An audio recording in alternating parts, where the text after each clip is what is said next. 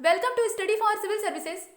दोस्तों, महेश वर्णवाल की जियोग्राफी की बुक की डिटेल एनालिसिस इस वीडियो सीरीज के थ्रू की जा रही थी और इस सीरीज का यह सेकेंड लेक्चर है। फर्स्ट पार्ट में हमने यूनिवर्स के फॉर्मेशन से लेकर अलग अलग हाइपोथेसिस को देखा है, जिसमें सबसे ऑथेंटिक जो थ्योरी थी वो बिग बैंग की थ्योरी थी।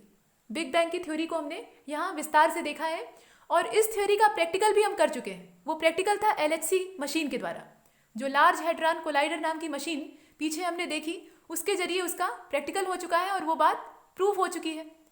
ये सब कुछ हमने पीछे वाले लेक्चर में देखा था और ये जो सीरीज है ये बाइलिंगुअल है, मतलब इंग्लिश में लिखा हुआ PDF है और इसे बाइलिंगुअली समझाया गया है। तो आगे बढ़े, इससे पहले कुछ इंपॉर्टेंट इन्फॉर्मेशन है जो कि हमारे कोर्सेज के रिगार्डिंग है, उसे देख लीजिए।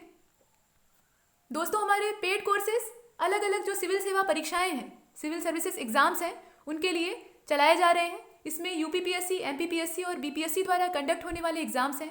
इसके अलावा UPSC के लिए भी इसे लॉन्च किया गया है और ये सभी कोर्सेज टेलीग्राम के माध्यम से रन कर रहे हैं। अगर आप इनसे जुड़ना चाहते हैं और एक प्रॉपर गाइडेंस प्राप्त करना चाहते हैं, इसके अलावा घर बैठे पूरा स्टडी मटेरियल पाना चाहते हैं, तो नीचे दिए गए जो कॉलिंग नंबर्स हैं, मोबाइल नंबर आपको 2 दिखाई दे रहे हैं, उस पर आप संपर्क कर सकते हैं। वहाँ अगर आप कांटेक्ट करेंगे तो जितनी भी इन्फॉर्मेशन है जुड़ने के रिगार्डिंग वो आपको दे दी जाएगी और आप उससे ज्वाइन कर लेंगे, जुड़ जाएंगे। इसके अलावा फ्री इनिशिएटिव की अगर बात करें तो उसमें only UPPSC by study for civil services के नाम से हमारा एक टेलीग्राम चैनल चलता है, जो कि पूरी तरह से फ्री ऑफ कास्ट है। उसका कोई चार्ज आपसे नहीं लिया जाता, उसे आप अवश्य ही ज्वाइन कर लीजिए। वहाँ अगर आप जुड़े रहेंगे, उससे अगर आप जुड़े रहेंगे तो आप फ़ायदे में रहेंगे। जितने भी नोटिफिकेशन है वो आपको समय से प्राप्त होंगे। उसके अलावा जो वीडियो वगैरह हैं वहाँ शेयर किए जाते हैं। इसके अलावा स्टडी मटेरियल भी जो वहाँ उपलब्ध होगा, अवेलेबल होगा, वो पूरी तरह से फ्री ऑफ कास्ट होगा। उसका कोई चार्ज आपसे नहीं लिया जाएगा। आप हमेशा अपडेटेड रहेंगे। और YouTube की अगर बात करें तो यहाँ पर जितने भी चैनल चल रहे हैं, जो वीडियो आप देखते हैं वो पूरी तरह से निःशुल्क होते हैं, हमेशा फ्री थे, फ्री हैं और फ्री रहेंगे। ये कमिटमेंट है। तो आप उनका आनंद लीजिए, उसका लाभ लीजिए, उसे लाइक करिए, शेयर करिए। शेयर करने से ये दूसरों के लिए भी बेनिफिशियल होंगे और इसे पॉज करके आप नोट्स बना सकते हैं। जो नोट्स आप बनाएंगे वो आपके खुद के नोट्स होंगे, आपके लिए ज़्यादा फायदेमंद होंगे। तो चलिए आगे चलते हैं। दोस्तों, हेवनली बॉडी में जब एक्सप्लोजन हुआ, हमने देखा कि एक हेवनली बॉडी थी जो कि फट गई, उसमें एक्सप्लोजन हुआ और उसके ब्रस्ट आउट होने से डार्क मैटर और नॉर्मल मैटर ये बाहर बिखर गए और उसी से हमारी गैलेक्सी या जो एस्ट्रोनॉमिकल बॉडीज़ हैं वो बनी हुई हैं। तो यहाँ पर उसी की बात होगी। हेवनली बॉडी में जब एक्सप्लोजन होता है तो जो डार्क मैटर है और जो नॉर्मल मैटर है वह प्रोड्यूस होते हैं, प्रोड्यूस नहीं होते बल्कि बाहर आ जाते हैं। वो बने तो पहले से ही थे। कहने का मतलब ये है कि वो उस जलते हुए आग के गोले में यानी हेवनली बॉडी में पहले से ही मौजूद थे, लेकिन यहाँ पर वो बाहर दिखाई देने लगते हैं। अब नॉर्मल मैटर के कलेक्शन, नॉर्मल मैटर के कलेक्ट होने से और डार्क मैटर के सपोर्ट से, दोनों का यहाँ रोल है, याद रखिएगा। डार्क मैटर यहाँ सपोर्ट करता है और नॉर्मल मैटर जो है वो कलेक्ट होने लगता है। इससे एस्ट्रोनॉमिकल बॉडीज़ का फॉर्मेशन होता है, यानी एस्ट्रोनॉमिकल बॉडीज़ बननी शुरू होती हैं और इन्हीं एस्ट्रोनॉमिकल बॉडीज़ के स्टोरेज से, इन्हीं के इकट्ठे होने से गैलेक्सीज़ का ओरिजिन माना जाता है। गैलेक्सीज़ यहाँ से प्रोड्यूस होती है, यहीं से उनका जनरेशन होता है। तो यहाँ आप PDF में देखिए, there are about 100 billion galaxies in the universe. इनकी जो वर्तमान में संख्या है वो लगभग 100 बिलियन है पूरे यूनिवर्स में। ये नियर अबाउट है, लगभग है, एकदम एक्यूरेट नहीं है। और the galaxy is a pool of innumerable stars. यह इनिमरेबल स्टार्स का एक पूरा कलेक्शन होती है। जो गैलेक्सीज होती हैं इनमें बहुत सारे स्टार्स पाए जाते हैं, यानी असंख्य तारे पाए जाते हैं। और अब आगे जो इसमें हम देखेंगे वो गैलेक्सीज की डिज़ाइन होगी, मतलब गैलेक्सीज की संरचना कैसी है, उसका स्ट्रक्चर कैसा है, ये हम देखेंगे अगली लाइनों में। गैलेक्सीज के सेंटर में जो इनका सेंटर पॉइंट होता है वहाँ पर एक बल्ज होता है। बल्ज का मतलब एक उभरी हुई संरचना होती है, एक टीला होता है, ये बीच में एक बल्ज होता है। और इसके अलावा इसमें काफ़ी डेंसिटी होती है, ये जो बल्ज है ये काफ़ी डेंस होता है। और इसके अलावा इसमें और क्या चीज़ें हैं, तो इसमें 3 रोटेटिंग आर्म्स होती हैं। 3 रोटेटिंग आर्म्स यहाँ पाई जाती हैं। इस प्रकार से कुछ ये रोटेट कर रही होती हैं, ये स्टेबल नहीं होती है और ये इसके सराउंडिंग रोटेशन करती रहती हैं, घूमती रहती हैं। और इस प्रकार की जो स्ट्रक्चर है, डिज़ाइन है, वो गैलेक्सी कहलाती है। और प्रायः जो गैलेक्सीज हैं उनकी जो डिज़ाइन है वो ऐसी ही होती है।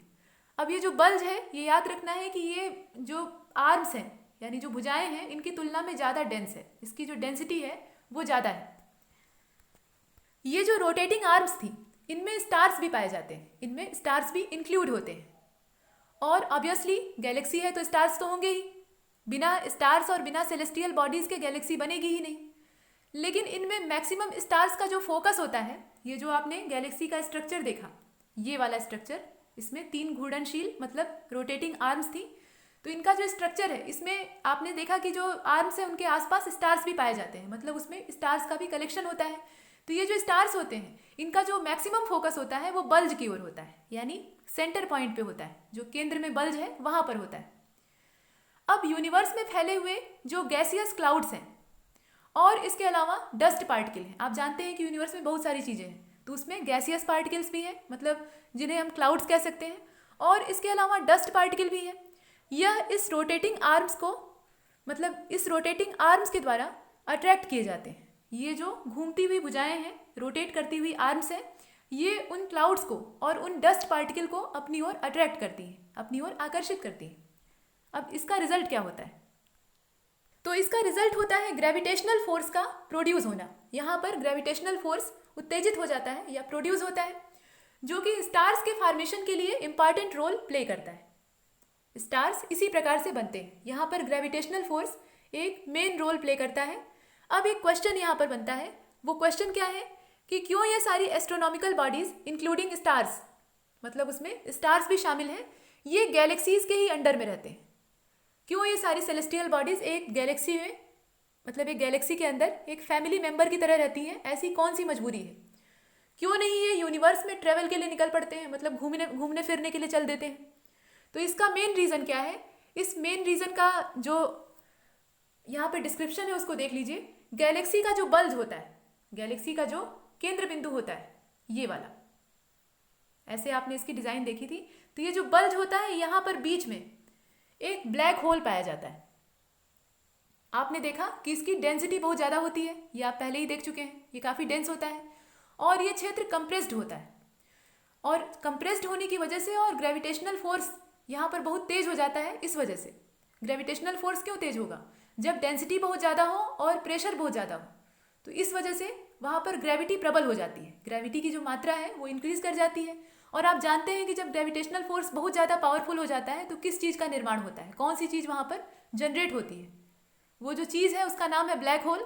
तो वो ब्लैक होल यहाँ पर बल्ज पर बन जाता है और लगभग हर आकाशगंगा यानी हर गैलेक्सीज के बल्ज पे एक ब्लैक होल पाया जाता है। ये अनिवार्य रूप से होता है, नियर अबाउट हर गैलेक्सी में ये एग्जिस्ट करता है। और अपनी हाई ग्रेविटी पर ये आसपास की जितनी भी एस्ट्रोनॉमिकल बॉडीज़ हैं उनको एक सर्कुलम स्टेंस में बांध कर रखता है। ये जो ब्लैक होल है ये आसपास की जितनी भी सेलेस्टियल बॉडीज़ हैं उनको अपने दायरे में, अपने सर्कुलम स्टेंस में बांध कर रखता है। तो ये हुई गैलेक्सी की पूरी डिज़ाइन। और गैलेक्सी जो है ये करीब 100 बिलियन की संख्या में वर्तमान में यूनिवर्स में पाई जाती है। इसकी रोटेटिंग आर्म्स होती हैं, ये आप जान गए हैं। और जितने भी स्टार्स इसमें पाए जाते हैं गैलेक्सीज के अराउंड, उनका जो फोकस है वो केंद्र की ओर होता है, सेंटर की ओर होता है। अब इसके बाद हम गैलेक्सीज की जो वैरायटी है उसको देखेंगे। इसमें जो पहला प्रकार है वो है लिमन अल्फा ब्लॉब्स का। कुछ उदाहरण के तौर पे दिखाया जा रहा है, एग्जाम्पल है। ये जो लिमन अल्फा ब्लॉब है ये क्या है? तो ये अमीबा शेप का, अमीबा के शेप का huge concentration of galaxies and gases, galaxies और गैसेस का एक बड़ा कॉन्सेंट्रेशन है। मतलब यहाँ पर बहुत बड़ी मात्रा में गैलेक्सीज हैं और उतनी ही ज़्यादा मात्रा में सघन गैसें हैं जिनकी डेंसिटी बहुत ज़्यादा है। और यह काफ़ी चौड़ा है, इसकी जो विड्थ है वो काफ़ी ज़्यादा है। ये कितनी है? 200 मिलियन लाइट ईयर्स है। ये जो लिमन अल्फा ब्लॉब्स है इसकी विड्थ काफ़ी ज़्यादा है। इसे देखिए आप, लाइट ईयर एक तो वैसे ही काफ़ी वास्ट होता है और उसमें भी 200 मिलियन, इतना ज़्यादा इसकी विड्थ है। ये था लिमन अल्फा ब्लॉब्स। ये कोई एक गैलेक्सी नहीं है बल्कि गैलेक्सीज का एक ग्रुप है। इसमें गैसों के क्लाउड्स भी पाए जाते हैं। अब इसे थोड़ा और देख लेते हैं। यहाँ आपने देखा अमीबा शेप, तो ये अमीबा क्या है आप जानते हैं इसके बारे में? इसका मतलब पहले तो ये हुआ कि इसकी डिज़ाइन इरेगुलर है, मतलब ये इरेगुलर डिज़ाइन का है, कुछ फिक्स नहीं है कैसी डिज़ाइन होगी। और अमीबा को अगर डिफाइन करें तो आप इसे इस तरीके से डिफाइन कर सकते हैं कि a very small living creature, living creature का मतलब जिंदा चीज, that consist of only one shape. ये एक बहुत ही स्मॉल, बहुत ही छोटे साइज का लिविंग क्रिएचर होता है जो कि कॉन्सिस्ट करता है ओनली वन शेप। मतलब इसके अंदर सिर्फ एक सेल पाई जाती है, एक कोशिका पाई जाती है।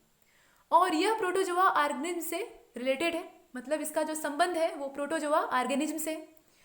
और यह अपने शेप के, जो इसका शेप है, अमीबा का शेप कैसा होता है आपने चित्र में बनाया भी होगा, जो फिगर आपने ड्रा किया होगा बायोलॉजी में, उसमें आपने इस तरह का डिज़ाइन बनाया होगा। इसमें बीच में एक केंद्र होता है, सेंटर होता है, और जब इस सेंटर का विभाजन होने लगता है, इसमें डिवाइडिंग का जो प्रोसेस है वो शुरू हो जाता है, तो इससे नया जीव बन जाता है, नए अमीबा का फॉर्मेशन होता है। तो ये अमीबा जो है ये प्रोटोजोआ ऑर्गेनिज्म से रिलेटेड है, और यह अपने शेप में लगातार चेंज करता है, अपने शेप को बदलता रहता है। अब यह जो लिमन अल्फा ब्लॉब्स है, ये जो संरचना आपने देखी, इसी प्रकार की इसकी संरचना है। लिमन अल्फा ब्लॉब्स अमीबा की तरह दिखती है, अमीबा टाइप की है। इसके बाद अगली जो चर्चा है वो है एंड्रोमेडा की। लिमन अल्फा ब्लॉब के बारे में हमने काफ़ी देखा। सबसे खास बात इसकी डिज़ाइन थी, वो थी अमीबा की, मतलब अमीबा के शेप की, और इसके अंदर ढेर सारी गैलेक्सीज और गैसेस का कॉन्सेंट्रेशन था, ये खास बात थी। और उससे भी खास बात थी इसकी विड्थ। अब चलते हैं एंड्रोमेडा की ओर। ये एंड्रोमेडा क्या है? तो एंड्रोमेडा हमारी पड़ोसी है, हमारी गैलेक्सी की क्लोजेस्ट है, सबसे निकटतम है। अब कितनी क्लोज है? क्लोजेस्ट है ये तो बात ठीक है, लेकिन कितनी क्लोज है? तो हमारे और इसके बीच का जो डिफरेंस है वो 2.2 मिलियन लाइट ईयर है। कितना डिफरेंस है? 2.2 मिलियन लाइट ईयर है। यहाँ आप इसे देख सकते हैं, ये हमारे और उसके बीच का डिफरेंस है। अब जो हमारी गैलेक्सी है वो यहाँ पर क्या कही जाती है ये जानना ज़रूरी हो जाता है। तो उसे हम कहते हैं मंदाकिनी। जो हमारी गैलेक्सी है उसे हम मंदाकिनी के नाम से जानते हैं। यह मंदाकिनी जो है इसे आप कभी कभी मिल्की वे के रूप में भी देखते हैं, तो इसमें कन्फ्यूजन क्रिएट होता है कि इसे हम कहें क्या, मंदाकिनी कहें या मिल्की वे कहें। तो आप क्या सोचते हैं इसके बारे में? देखिए, मिल्की वे जो है, यहाँ पर मिल्की वे जो वर्ड है वो इसी मंदाकिनी का एक पार्ट है, इसी का एक हिस्सा है, जो कि स्टार्स की डेंसिटी के कारण, वहाँ पे स्टार्स की जो डेंसिटी है वो बहुत ज़्यादा है, इस वजह से वाइट दिखता है। मतलब उसका जो कलर है वो वाइट दिखाई देता है, और जब वाइट दिखेगा तो ये दूध जैसा दिखाई देता है। ऐसा लगता है कि मिल्क को पूरे स्काई में स्प्रेड कर दिया गया है, फैला दिया गया है, और इसी वजह से इसे मिल्की वे कहा जाता है। मतलब ये इसका एक पार्ट है, ये पूरी गैलेक्सी नहीं है। आप तारों से भरे आसमान को देखेंगे तो उसमें मिल्क कहीं कहीं बिखरा है, मतलब दूध का बिखराव है, ऐसी संरचना आपको दिखाई देती है, ऐसा स्ट्रक्चर दिखता है। तो ये हमारी गैलेक्सी की डिज़ाइन है, और मिल्की वे कहने का कारण यही है। इसमें स्टार्स की डेंसिटी इंपॉर्टेंट रोल अदा करती है। जो मुख्य नाम है, जो मेन नेम है वो मंदाकिनी ही है, और ये मंदाकिनी जो कि हमारी गैलेक्सी है, इसका डायामीटर 1 मिलियन लाइट ईयर है। इसका जो शेप है वो स्पाइरल है, और इसका जो डायामीटर है वो कितना है? 1 मिलियन लाइट ईयर का है। स्पाइरल शेप की ये है, इसकी जो आकृति है वो मायने रखती है। इससे पहले हमने देखा कि जो लिमन अल्फा ब्लॉब नाम का क्लस्टर था वो अमीबा के डिज़ाइन का था, और हमारी जो गैलेक्सी है उसकी डिज़ाइन स्पाइरल है। आपने स्पाइरल बाइंड के नोट्स यूज किए होंगे, तो आप जानते होंगे कि स्पाइरल स्ट्रक्चर कैसा होता है। और डायामीटर भी आप देख लीजिए, 1 मिलियन लाइट ईयर। हालांकि अगर यूनिवर्स के कॉन्सेप्ट में देखें तो ये बहुत ज़्यादा नहीं है, लेकिन अगर सामान्य तौर पर देखें तो ये बहुत ज़्यादा है, क्योंकि लाइट ईयर अपने आप में ही ज़्यादा होता है, उसके साथ 1 मिलियन और ऐड हो जाता है। तो इतना इसका डायामीटर है, मतलब बहुत बड़ी हमारी गैलेक्सी नहीं है। इसके बाद आगे की जो चर्चा है वो है नासा की डिस्कवरी की। अब नासा ने क्या डिस्कवरी कर दी? तो नासा ने डिस्कवर किया रेलिक गैलेक्सी को। नासा की जो डिस्कवरी थी वो थी रेलिक गैलेक्सी, और इसमें जो हेल्प ली गई थी वो हेल्प ली गई थी हबल टेलीस्कोप से। तो अब यहाँ पर प्रश्न उठना स्वाभाविक है कि ये हबल टेलीस्कोप आखिर में है क्या, और ये कब बना और कब से काम कर रहा है, इसको बनाने में किन किन एजेंसीज का रोल है। तो आइए पहले हबल के बारे में देख लेते हैं। एडविन पी हबल को हम पहले ही देख चुके हैं, उनकी चर्चा पहले ही हो चुकी है। यहाँ पर हम उनके नाम पर रखे हुए हबल टेलीस्कोप को देखेंगे। तो देखिए दोस्तों, इसे नासा और यूरोपियन स्पेस एजेंसी ने मिलकर डिज़ाइन किया है, दोनों ने मिलकर बनाया है। इसमें यूरोपियन स्पेस एजेंसी और इसके अलावा नासा दोनों का रोल है, और ये काफ़ी खर्चीला प्रोजेक्ट था, काफ़ी एक्सपेंसिव था। यह एक स्पेस टेलीस्कोप है। ये हबल टेलीस्कोप असल में क्या है? ये एक स्पेस टेलीस्कोप है जिसका सेटलमेंट लोअर अर्थ ऑर्बिट में किया गया है। ये कहाँ पर सेट है? तो लोअर अर्थ ऑर्बिट में सेट है। और अप्रैल 1990 को इसे स्पेस शटल, जिसका नाम था डिस्कवरी, उसके द्वारा लॉन्च किया गया। इसकी जो लॉन्चिंग है वो डिस्कवरी के द्वारा की गई। और इनिशियल इंस्ट्रूमेंट के तौर पर अगर इसमें देखा जाए हबल में, तो कई कैमरा है, इसके अलावा हाई रिजोल्यूशन के स्पेक्ट्रोग्राफ हैं, और इसके अलावा हाई स्पीड फोटोमीटर इसमें यूज़ किया गया है। मतलब बहुत हैवी चीज़ें इस्तेमाल की गई हैं, और इसी वजह से ये जो प्रोजेक्ट है ये काफ़ी एक्सपेंसिव है, लेकिन बेनिफिशियल भी उतना ही है। इससे बहुत सारी इंपॉर्टेंट डिस्कवरीज की गई हैं, जिसमें से कि एक आप यहाँ देख रहे हैं रेलिक गैलेक्सी के तौर पे। तो ये बना कब था? पूरी तरह से ये बन के तैयार हुआ लॉन्च के लिए 1990 में, और अप्रैल में इसे लॉन्च किया गया स्पेस शटल डिस्कवरी के द्वारा। और जब लॉन्च किया गया तो इसने वर्क करना स्टार्ट किया, और उसके बाद नए नए इन्वेंशन इससे हुए हैं। इसमें कई कैमरा हैं, बहुत सारे कैमरा होने की वजह से ये सटीक तस्वीरें ले पाता है, और उनका जो रिजोल्यूशन है वो काफ़ी हाई है। इसके अलावा हाई रिजोल्यूशन के ही स्पेक्ट्रोग्राफ है, और फोटोमीटर भी इसमें इस्तेमाल किया गया है। तो इसकी क्षमता का अंदाजा आप इसी बात से लगा सकते हैं। फिलहाल जो नासा है वो इसकी हेल्प से रेलिक गैलेक्सी की खोज करता है। ये यहाँ पर पीडीएफ में दिया हुआ है, इसे आप देख लीजिए। यहाँ पर हबल टेलीस्कोप को इस्तेमाल किया जाता है। इसके बाद जो अगला कॉन्सेप्ट है उसमें कहा गया है कि the sun is a star of our galaxy. जो सन है वो हमारी गैलेक्सी का एक सितारा है, यानी स्टार है। और हम अपनी गैलेक्सी को किस नाम से जानते हैं? मंदाकिनी के नाम से जानते हैं। लेकिन यह जो सन है यह स्टेबल नहीं है। इससे पहले हेलियोसेंट्रिक जो कॉन्सेप्ट था उसमें सन को स्टेबल मान लिया गया था, सन को स्थिर मान लिया गया था, और बताया गया था कि वो सेंटर पॉइंट में है और बाकी जितनी चीज़ें हैं वो इसके चारों ओर रिवॉल्व करती हैं।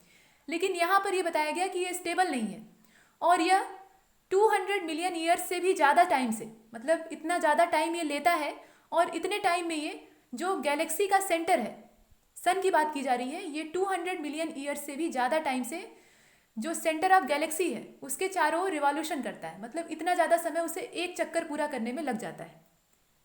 ये यहाँ आप देख सकते हैं, it takes more than 200 million years to complete the one revolution around the centre of the Galaxy.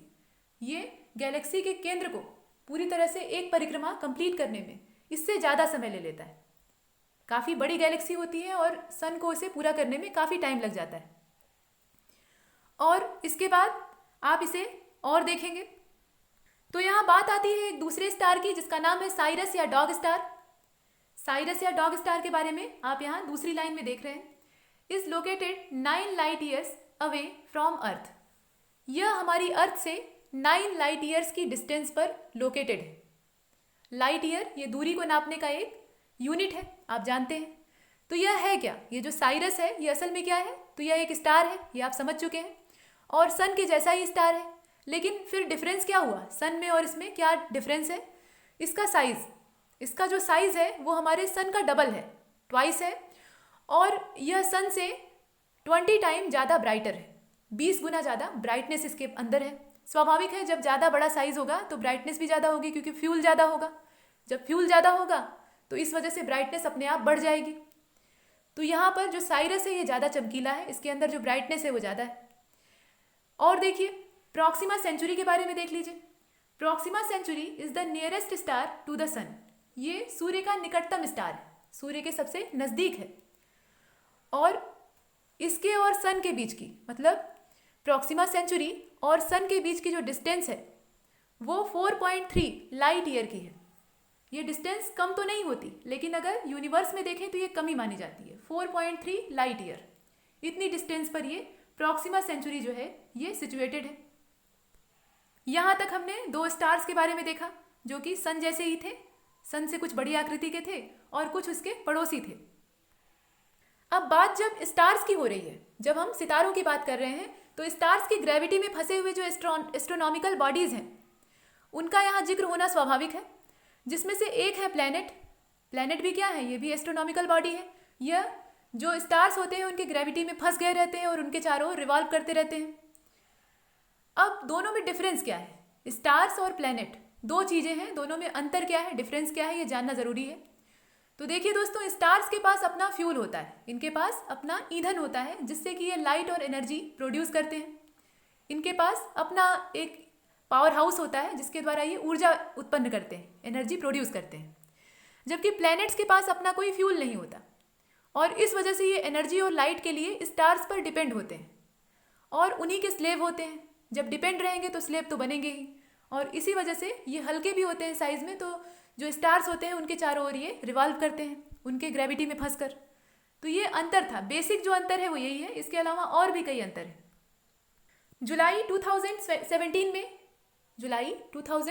में इंडियन साइंटिस्ट के दल ने, जो भारतीय वैज्ञानिक थे, उन्होंने कुछ डिस्कवरी की और ये डिस्कवरी काफ़ी खास थी।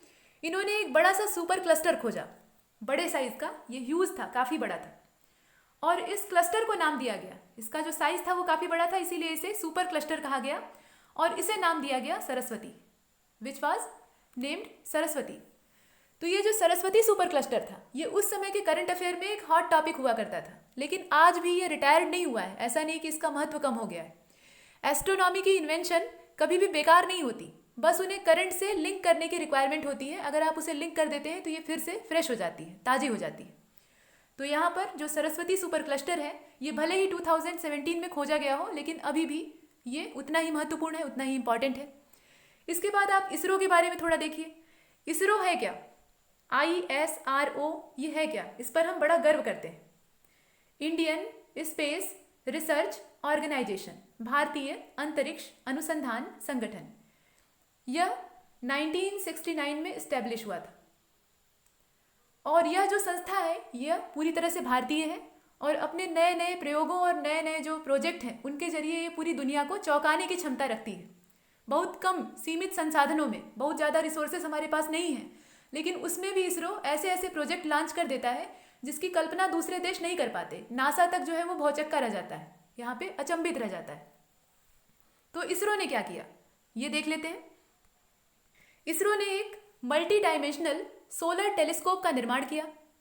ये एशिया का लार्जेस्ट था, एशिया में सबसे बड़ा था। यहाँ आप इसे देख सकते हैं। इसने एशिया के लार्जेस्ट मल्टी एप्लीकेशन, ये मल्टी एप्लीकेशन इसलिए था क्योंकि इसका बहुत से कामों में इस्तेमाल किया जाने वाला था और ये सोलर टेलीस्कोप था। सोलर क्यों? तो सोलर इसलिए क्योंकि ये सन के सरफेस की जो एक्टिविटीज़ होती हैं उनकी निगरानी करने के लिए बनाया गया था और इसका जो काम था वो मल्टी डायमेंशनल था और इसीलिए इसे मल्टी एप्लीकेशन सोलर टेलीस्कोप का नाम दिया गया। यह सोलर ऑब्जर्वेटरी, अब सोलर ऑब्जर्वेटरी जो है वो कहाँ पर स्थित है? तो ये फतेह सागर में स्थित थी, वहाँ से लॉन्च किया गया। ये जो सोलर ऑब्जर्वेटरी आप देख रहे हैं ये कहाँ पर है? ये फतेह सागर में है, यानी उदयपुर। और उदयपुर कहाँ है? राजस्थान में, आप जानते ही हैं। तो यहाँ से ये 4 अगस्त 2015 यानी 2015 में इसका लॉन्च हुआ और ये सूर्य की जो सतह होती है, जो सन का सरफेस होता है, उसकी एक्टिविटीज़ का पता लगाने के लिए, खासतौर पे जो सन स्पॉट्स बनते हैं उसके बारे में पता लगाने के लिए लॉन्च किया गया था। और इसे लॉन्च करने वाली जो एजेंसी थी वो थी इसरो की। अब इसके बाद चीन भी पीछे रहने वाला नहीं है। चीन पीछे क्यों रहेगा? भारत से उसका अच्छा खासा कंपटीशन चलता है। तो चाइना ने क्या किया, इसने world's largest radio telescope develop किया और ये जो रेडियो टेलीस्कोप था इसका नाम था फास्ट, FAST, मतलब 500 मीटर अपार्चर स्फेरिकल टेलीस्कोप, इसका पूरा नाम था। इसे इसने लॉन्च किया और ये वर्ल्ड्स लार्जेस्ट था। किस प्रकार का है ये? तो ये रेडियो टेलीस्कोप है। टेलीस्कोप की भी वैरायटी होती है, सोलर टेलीस्कोप है कि रेडियो टेलीस्कोप है, ये जानना आवश्यक है। तो ये रेडियो है, मतलब रेडियो टेलीस्कोप है और इसे लॉन्च करने वाला जो देश है वो चीन है। इसके बाद आप जेम्स वेब स्पेस टेलीस्कोप के बारे में देख लीजिए। ये जो जेम्स वेब है ये एक स्पेस टेलीस्कोप है, स्पेस टेलीस्कोप की ये वैरायटी है और ये वर्ल्ड्स लार्जेस्ट है, मतलब पूरे विश्व में सबसे बड़ा है। और इसका लॉन्च हुआ फ्रेंच गुयाना से अक्टूबर 2018 में और इसे ले जाने वाला जो रॉकेट था, जो व्हीकल था, वो था एरियन 5 रॉकेट। जो व्हीकल होते हैं वो भी महत्वपूर्ण होते हैं, तो इसे ले जाने के लिए एरियन 5 रॉकेट का यूज़ किया गया।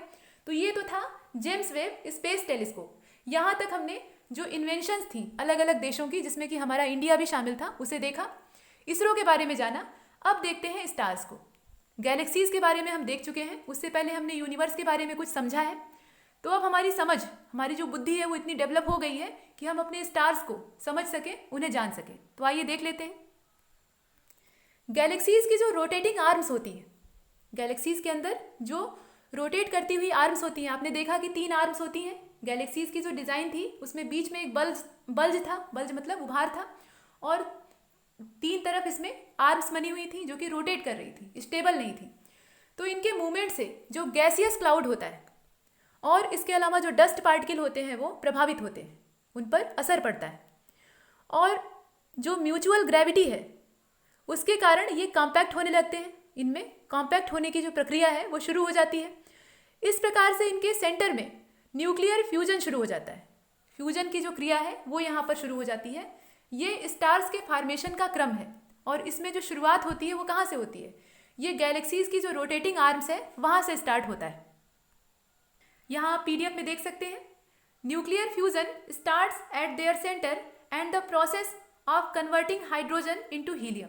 यहाँ पर जब फ्यूजन की क्रिया यानी फ्यूजन का प्रोसेस स्टार्ट होता है तो फ्यूजन में क्या होता है आप जानते हैं? क्या आपको पता है कि फ्यूजन क्या होता है? तो देखिए, न्यूक्लियर रिएक्शन जो होते हैं वो दो तरह के होते हैं, एक तो फ्यूजन और दूसरा फिजन। तो फ्यूजन में दो या दो से अधिक स्मॉल साइज के, मतलब स्मॉल का मतलब है छोटे छोटे आकार के, बहुत छोटा साइज नहीं होता है, ऐसा नहीं कि बहुत छोटा है, लेकिन फिर भी स्मॉल होता है, इसलिए यहाँ पर स्मॉल शब्द लिखा गया। ये स्मॉल साइज वाले जो न्यूक्लियस हैं ये जुड़ना शुरू हो जाते हैं। फ्यूजन में यही प्रोसेस होता है और ये जुड़कर एक बिग न्यूक्लियस का जनरेशन करते हैं, मतलब उसे जनरेट करते हैं। इसमें एक लार्ज अमाउंट में एनर्जी रिलीज होती है। ये स्टार्स के फॉर्मेशन की बात की जा रही है और जितने भी स्टार्स हैं लगभग सभी में यही प्रोसेस होता है, यही प्रक्रिया होती है, जिसमें कि हमारा सन भी है। इसमें छोटे छोटे साइज के जो न्यूक्लियस हैं, स्मॉल इनका जो साइज है, ये आपस में जुड़ते हैं और इनके जुड़ने से एक बड़ा न्यूक्लियस जनरेट होता है। ये जो प्रोसेस है इसे हम फ्यूजन कहते हैं। और जो फिजन होता है वो इसी का जस्ट अपोजिट होता है, उल्टा होता है। यहाँ पर एक हैवी न्यूक्लियस स्मॉल साइज के न्यूक्लियस में ब्रेक हो जाता है, मतलब एक बड़ा जो न्यूक्लियस होता है वो छोटे छोटे न्यूक्लियस में टूट जाता है, इस तरह से बिखराव होने लगता है। एनर्जी इसमें भी खूब निकलती है। दोनों ही जो प्रोसेस है न्यूक्लियर रिएक्शन के, दोनों से बड़ी मात्रा में एनर्जी जनरेट होती है, लेकिन यहाँ पर दोनों के अमाउंट में अंतर होता है। जो फिजन से निकली हुई एनर्जी है वो फ्यूजन से निकली हुई एनर्जी की तुलना में कम होती है, मतलब नाभिकों के जुड़ने से ज़्यादा मात्रा में एनर्जी रिलीज होती है, उसकी तुलना में नाभिकों के टूटने से कम मात्रा में एनर्जी रिलीज होती है। इसका जो प्रूफ है वो आप ऐसे देख सकते हैं कि फिजन के आधार पर, जो फिजन का प्रोसेस है जिसमें कि एक बड़ा न्यूक्लियस हल्के जो छोटे छोटे न्यूक्लियस हैं उनमें टूट जाता है, इसके आधार पे न्यूक्लियर बम का निर्माण किया जाता है।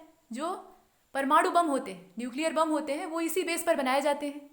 जबकि फ्यूजन को बेस बनाकर हाइड्रोजन बम डेवलप होता है। हाइड्रोजन बम का जो डेवलपमेंट है वो फ्यूजन को आधार बना के किया जाता है। और आप जानते हैं कि दोनों में ज़्यादा जो डिस्ट्रक्शन है वो किसके द्वारा होता है? जो बिग डिस्ट्रॉयर है वो हाइड्रोजन बम होता है। क्यों? क्योंकि फ्यूजन में ज़्यादा एनर्जी रिलीज होती है और यहाँ पे जो हाइड्रोजन बम है वो ज़्यादा एनर्जी को रिलीज करने में सक्षम होता है, उसके अंदर इतनी कैपेसिटी होती है। तो स्टार्स के अंदर, यहाँ बात स्टार्स की हो रही थी, हम लोग बम बनाने लगे, तो बम बनाने की आवश्यकता नहीं है। आप फिर से स्टार्स को देखिए। स्टार्स के अंदर जो मेन फ्यूल होता है वो हाइड्रोजन होता है। इसमें हमारा सन भी है। ये जो पैराग्राफ आप देख रहे हैं इसमें बहुत सारी चीज़ें हैं। अभी रेड जाइंट्स है, इसके अलावा सुपरनोवा है, बहुत सारी चीज़ें इसमें आप दिख रही हैं आपको।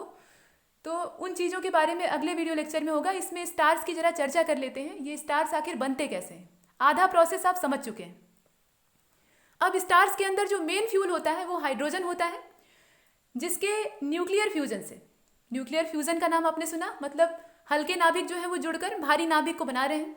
तो इस प्रकार की जो क्रिया होती है इससे हीलियम बनता है, मतलब हाइड्रोजन के जो स्मॉल न्यूक्लियस हैं वो आपस में अटैच होते हैं, जुड़ते हैं और इस प्रकार से एक हीलियम का जो न्यूक्लियस है वो यहाँ पे प्रोड्यूस होता है।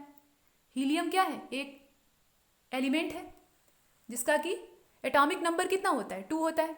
तो इस प्रकार से हीलियम के न्यूक्लियस का यहाँ जनरेशन होता है और बड़ी मात्रा में एनर्जी रिलीज होती है, जिसे कि हम सनलाइट के रूप में प्राप्त करते हैं। यहाँ तक हमने गैलेक्सीज और स्टार्स के फॉर्मेशन को देखा। गैलेक्सीज कैसे बनती हैं और स्टार्स कैसे जनरेट होते हैं, उनका फॉर्मेशन कैसे होता है, उनका ओरिजिन क्या है, ये सब कुछ हमने देखा। और जो अगला लेक्चर है, जैसा कि आप इस पैराग्राफ में अभी पूरा देख रहे हैं, रेड जाइंट के बारे में हम देखेंगे, सुपरनोवा के बारे में देखेंगे, ब्लैक होल क्या होते हैं, ये कैसे बनते हैं और ये किस प्रकार से समाप्त होते हैं, इनका क्या महत्व है, ये सब कुछ देखेंगे। इसके अलावा व्हाइट ड्वार्फ क्या होता है, इसके बाद सोलर सिस्टम भी अभी पूरा पड़ा है, तो वो सब कुछ अगले वीडियो लेक्चर में होगा। इसमें इतना ही और तब तक के लिए नमस्कार।